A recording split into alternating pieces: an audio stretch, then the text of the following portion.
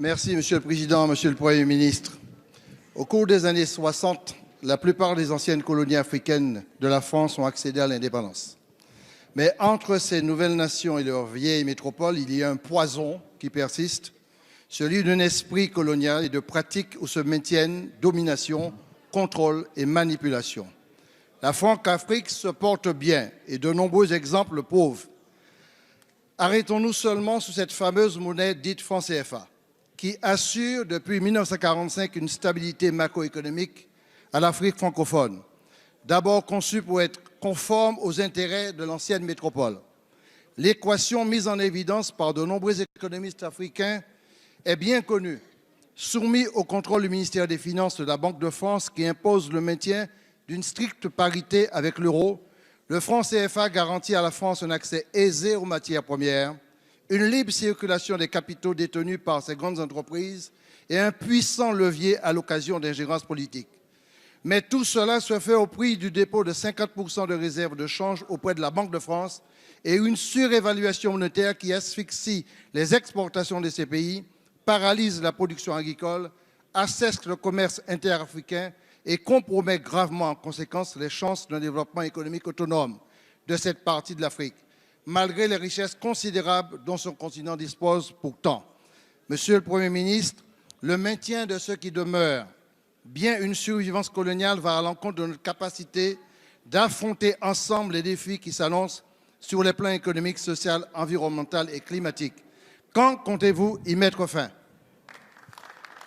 La parole est à Monsieur Bruno Le Maire, ministre de l'Économie et des Finances. Oui, Monsieur le Président, Mesdames et Messieurs les députés, Monsieur le député Letchimy, pardon, je vous cherchais. Je ne partage pas votre présentation du franc CFA. Le franc CFA, c'est 15 États africains. C'est un nom, le franc CFA. Et c'est 3 principes. Une parité de change fixe avec l'euro, une garantie de fourniture de devises et effectivement le dépôt de réserves de change, d'une partie des réserves de change de ces États africains au Trésor français.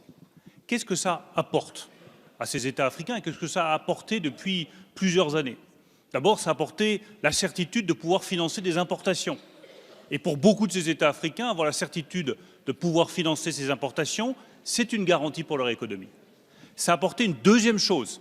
Contrairement à beaucoup d'États africains, il n'y a pas d'inflation. Et l'inflation, vous en conviendrez, Monsieur le Président, c'est un impôt sur les pauvres.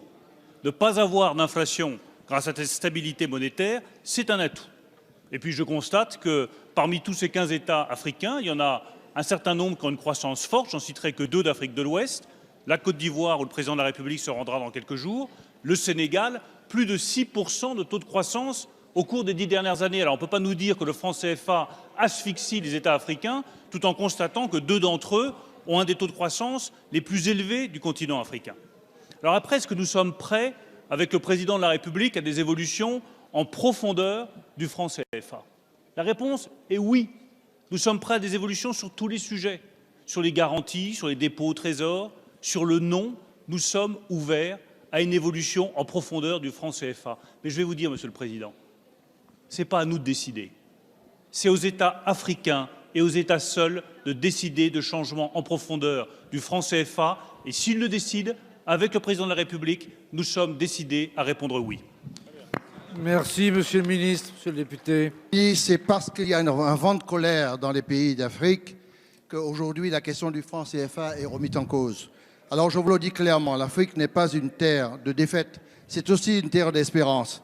Et aujourd'hui, je considère que ce qui est important de respecter, c'est le droit des peuples à disposer d'eux-mêmes. Merci, Monsieur le député.